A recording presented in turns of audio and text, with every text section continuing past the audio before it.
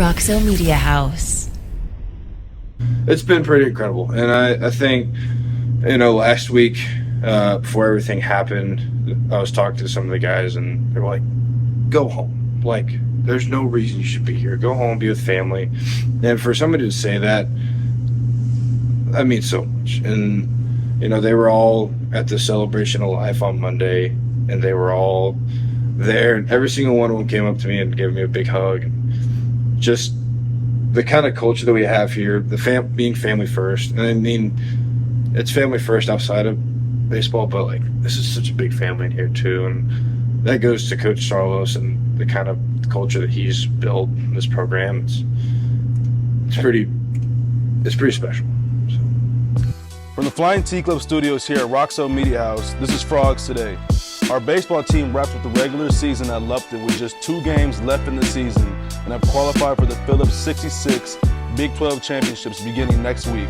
Our women of track and field ran to their highest ever finish in the Big 12 championships. Men's and women's hoops continue to add to their rosters, and our men's tennis team rolls on in Stillwater, advancing to the Final Four after their win over Kentucky in the Elite Eight. It's Friday, May 16th, and I'm your host, Osafo-Mensah from TCU Football. Welcome to this week's episode of Frogs Today. Summer is just getting started for us, but I'm taking a little break from the field to bring you exciting postseason Frog news from our spring sports teams. As mentioned at the top of the show, Big 12 championships are coming up for TCU baseball. Meanwhile, men's golf, Gustav Frimodt wraps up the NCAA Austin Regional. Track and field finishes the Big 12 Outdoor Championships and now prepares for the NCAAs and men's tennis at the National Championships. We will do that after we do this. Stay tuned. We're lucky to have a collective that's as strong and as powerful as the Flying T Club. It's a big deal for us. It is a game changer. I would just encourage any fans out there to support it. Everyone asks me, what's the biggest priority? And I say, NIL is big. Please jump on board, show these student athletes how much they mean to you. The thing about NIL is I think there's a right and a wrong way to do it, and the Flying T Club's do it the right way. Let's keep winning. Join the Flying T Club today. Welcome back, Frog Nation. From the Flying T Club studio here at Roxo Media House, I'm your host, Osafo-Mensah. Our prayers are with the baseball team and pitcher Payton Tolle as he celebrated the life of his amazing mother this week. Gina Tolle was so much more than a baseball mom. I mean, we're all doing it for Tolle, his family, his mom that's up in heaven right now. He sent us a text this morning in our group me, and I think that really helped us get through the day and helped us go today. And this weekend's all for him and his family. So his mom, he's mentioned his mom a lot when he talks to us, and she's a huge inspiration to him, and I think that carried on over to the whole team. She's an inspiration to me now too. So I know she's up in heaven watching us all now. So whenever Payton Tolle comes back, he's going to be doing great. He's the most positive guy in the locker room. So we're all doing it for him and his family. Obviously what happened, it makes you step back for a second and reflect, and we get to play an amazing game, but, there's so much more outside of this game to life, and I think, all our hearts are with Tolle and his family right now. It was so sad to hear, and not having him here is definitely a huge blow. He's, like Tony said earlier, he's such a positive influence on our team, and, when one guy struggles, we all struggle with them. We're all one unity, one team. So it's definitely been a tough time, but we know he's going to come back strong. And, he wanted us to compete tonight. And, it sucks that we didn't have him here, but I'm so happy we could get that win for him. And, the rest of the season, it's kind of dedicated to him and his family. After 5 years of kicking cancer's butt, her son mentioned, the woman has taken her situation and made the most out of every second, fighting like crazy for the things she loves. She has affected so many people. Taught people how to have a good attitude in everything. She's incredible. Already over the 100 strikeout mark, at 6-3, he leads the Big 12 in ERA with a 2.87 ERA. He was back on the mound last night. It felt good to be back. I was taking the week last week. It was good to be home. But I think everybody that saw me last week knew that I was chomping at the bit to get back.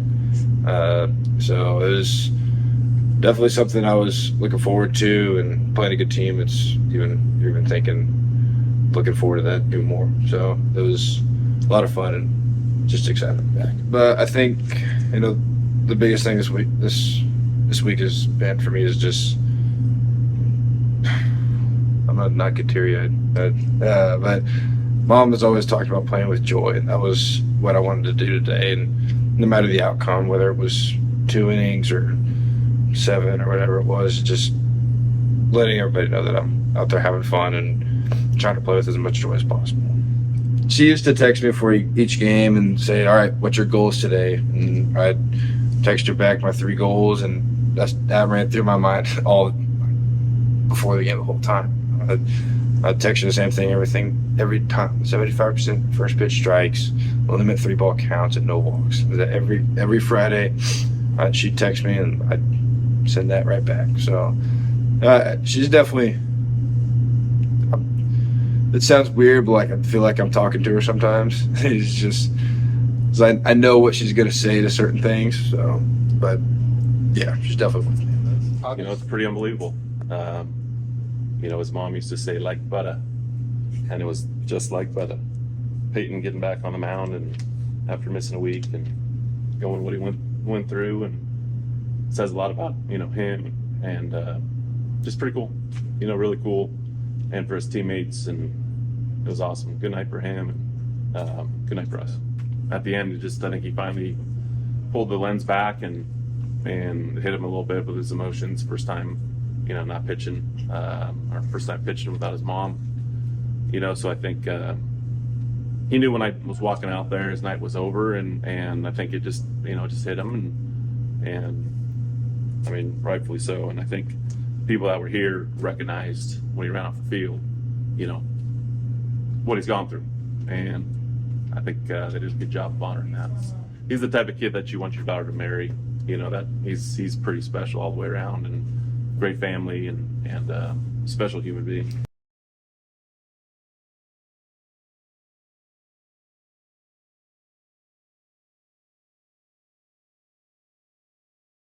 Frogball USA evened their record in the Big 12 to 14-14 with the win over West Virginia in Game 1 of the final regular season series for the Frogs. Yeah, just kind of at this time of the year, you just got to find a way to win. Whether Chad couldn't go today, but then Ryder gets in there, and Brody's playing, through some stuff, and just gritty all the way around. And Anthony Silva hasn't had the year he's wanted to offensively, but he had 4 at-bats tonight and had 4 quality at-bats, had a walk, had a homer, had a double, and then flew out, I thought, on a really good swing too. So really good signs from him. And so all around, played good defense. Payton started it off.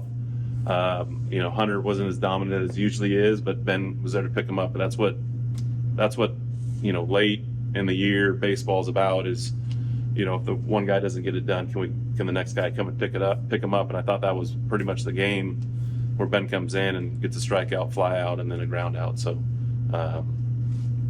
really, really good all the way around, and Sammy at the top of the order, and he just good baseball.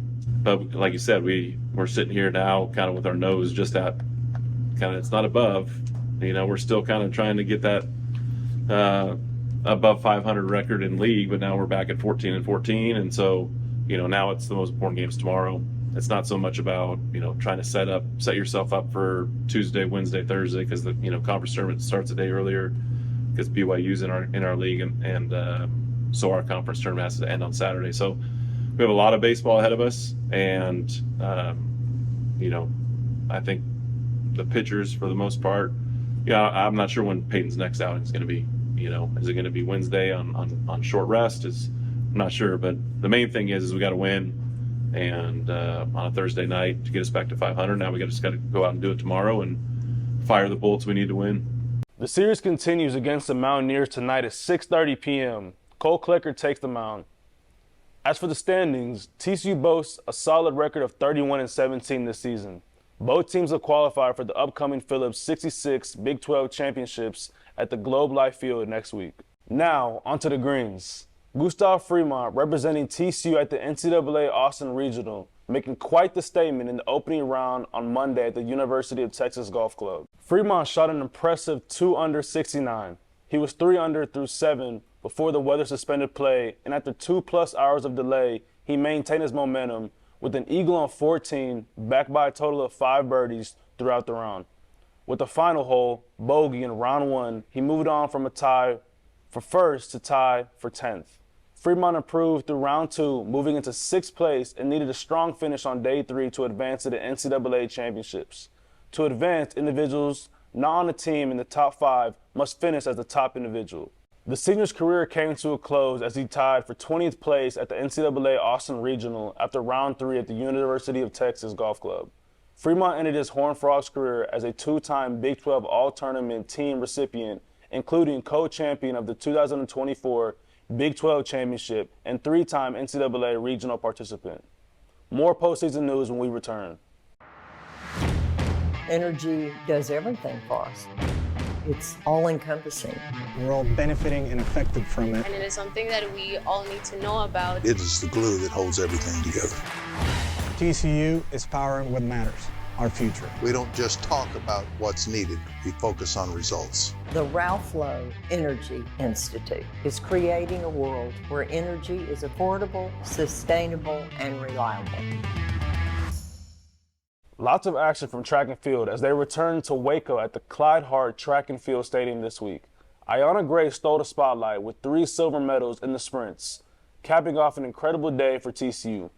Gray's outstanding performance earned her the title of High Point Performer of the meet, making her the first Horned Frog to achieve this honor at an outdoor conference championship. The women's team showcased their depth with standout performances across various events. Amelia Berdow and Tia Williams brought home bronze and 4th place respectively in the 400-meter hurdles. Berdow broke the school record twice over the weekend. Gracie Morris shattered her own school record in the 1500-meter, finishing 5th overall, while Ryan Martin delivered a personal best in the 800-meter, earning 5th place. Two-sport athlete Jace Posey, with men's basketball in his first Big 12 championship, won the bronze in men's high jump with his height of 2.14 meters.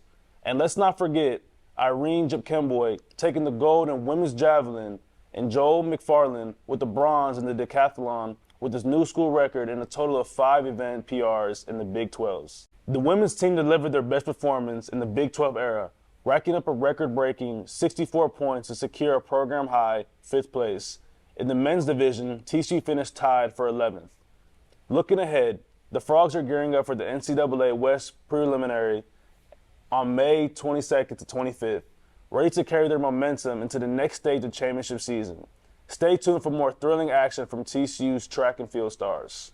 Welcome to the Squire Shop. We are locally owned and operated since 1994. We specialize in the finest men's clothing that the market has to offer at affordable prices with unbelievable service. We do custom clothing all the way to more casual, Peter Millar, Johnny O, kind of everything. Well, my dad's the owner, so I've been around retail my whole life. Oh, it's great. I mean, it's the best boss I'll ever have. I know that. We love our TCU community. They have been so good to us. Come see us today. Go Frogs! Welcome back into the Flying T Club studio here at Roxo Media House. I'm your host, Nana Osafo-Mensah. TCU men's tennis hosted Super Regional Weekend, and what a show they put on. The 4th-seeded Horned Frogs dominated the purple courts at the Bayard H. Freeman Tennis Center, shutting out number 13 Duke with a 4-0 victory. They have not surrendered a point in the NCAA tournament thus far. We just know why we're here. We know what's the end goal. We're very motivated. We're a very close group of friends. And I think everyone had great energy from beginning to the end. You know, every match we win, we're getting closer to our main goal, which is winning the entire tournament. And I think that's drives us more and gives us more motivation to win. So I think we just step up our level, show these guys, that we're one of the best teams in the country. And I think that's why we won so easily today. You look at the matches that the guys won in singles, and it was decisive wins. They had one guy hurt himself in the second set at number 5, I believe. He looked like he was hurting. And then the performance at number 1 and 2 singles was incredible. Those guys are really good tennis players, very experienced, and our guys played incredible. So that was surprising, but all the other matches were a battle. Win all 3, 1, 2, 3, win! I mean, I think it's just we're trying to peak. We're trying to play our best tennis now going into Stillwater. This is the time of year you want to be playing your best, and I think we all understand that. We've been practicing great, we're very motivated, and we want to take care of business, and hopefully this can be our year. I think we all believe it, and I think that's just sort of why we came out there with great focus. I mean, Jake's just killing people like no one's business, like he usually does, and then seeing him do that motivates me to do the same. And then I look over there, Louis doing the same thing. Pedro's fighting back to get that big first set to keep our momentum. I just feel like we're all really, really competing together and locked in right now. Yeah, I mean, I think actually going in, we were expecting a lot tougher match. Like watching them practice next to us, they were very rowdy, very up for it. So I think we were expecting more of a battle, but yeah, luckily, I mean, me and Pedro played great in doubles. Seb and Jack pulled out a big win, and I think going into singles, I mean, we knew we had the upper hand, and we just needed to stay positive and just play our games. And I think that's what you saw out there. Louis just too solid, Jack too solid, and then me just played better than those guys. And yeah, just really happy to come through with a win there. Doubles was amazing. Me and Jake got off the court pretty quick, and then it looked like Louis and Duncan were gonna clinch it at 6-2 or 6-3, but they didn't, and Seb and Jack just kept playing and got it done at 7-5. So that's unbelievable from them to be focused on their court.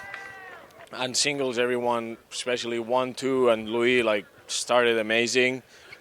I think that killed them. And I'm feeling very confident right now. I've had a good season so far. I've been training very hard with the team and Devin and David and Steven. And yeah, no, I'm just trying to do my job for the team, win my match, focus on my match. Yeah, and just not worried about the others, because I believe in my game and I want to just do the best I can. So yeah.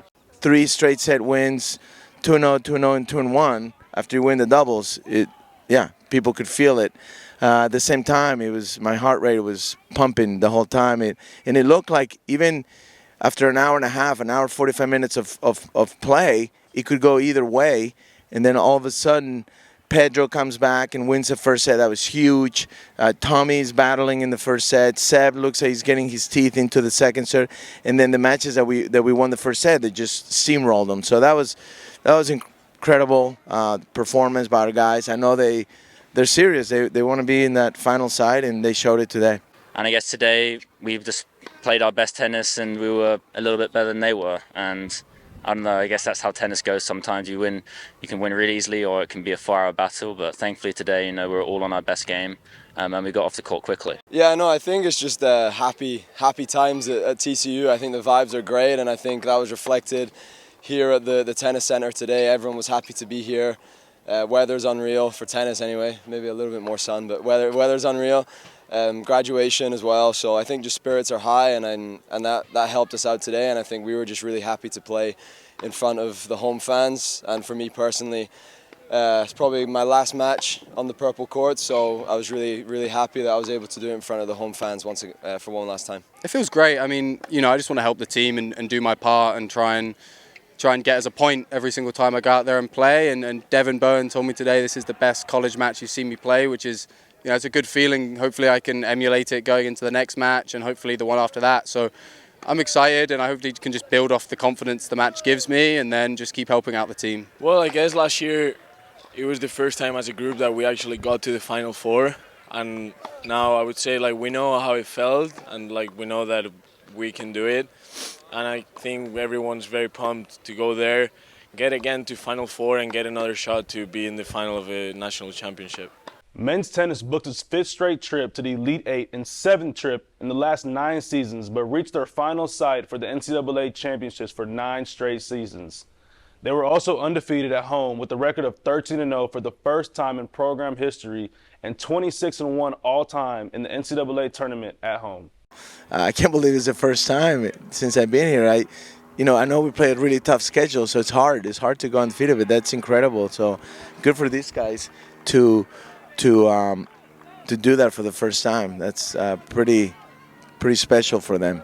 And to finish like this, this is one of the best performances we've had all year, maybe. Just the way they played against a top team, that great players, very good coaches, experienced, and they got to 4 in 2 hours. It's incredible. They continue their dominance this season with the win over number 5 Kentucky in the Elite Eight today, and take on number 1 Ohio State in the Final Four this afternoon. Just proud of them. And I felt they did a great job of handling some momentum changes, and we talk about that. We know they're coming. You never know when and where, and just proud of the way they handled it.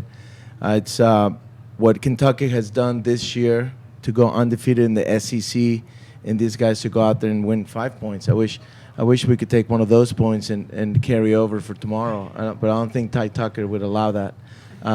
So just a great job and learn from it, and now it's just get to be ready for Saturday. Ecstatic to be in a Final Four. So many great programs out there, so many great coaches, so many good players. So just proud of our guys for going out there and getting the job done. They're the ones I've always said. They're the ones that go out there and earn it. They're the ones that go out there and suffer for it.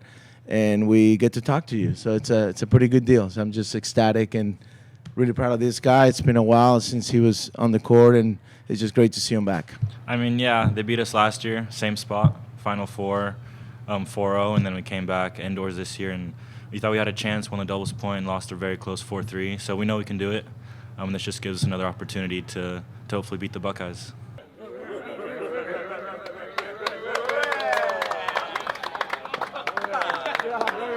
On the line.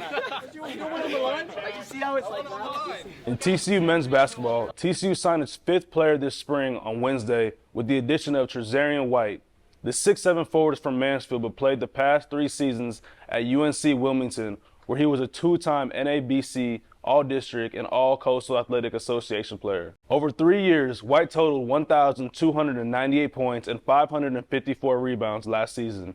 He led the Seahawks in scoring and rebounding with 19.8 points and 6.8 rebounds per game. In women's hoops, after securing Haley Van Lith from LSU, they added 2 more recently. Floor general and Pac-12 all-freshman team Donovan Hunter from Oregon State, and just 2 days ago, Deja Merrill, a 6'1" forward from Georgia State. As our athletic director Jeremiah Donati said in a recent tweet, "I realize it's May, but who else is fired up for TCU men's and women's basketball next season?" That will just about do it for this week's edition of Frogs Today. I'm glad to be back in Fort Worth. The summer's upon us. The work continues. Fall camp will be here before you know it. From TCU football and all of us here at Frogs Today, thanks for watching. I'm Osafo-Mensah. See you next week. Go Frogs. Roxo Media House.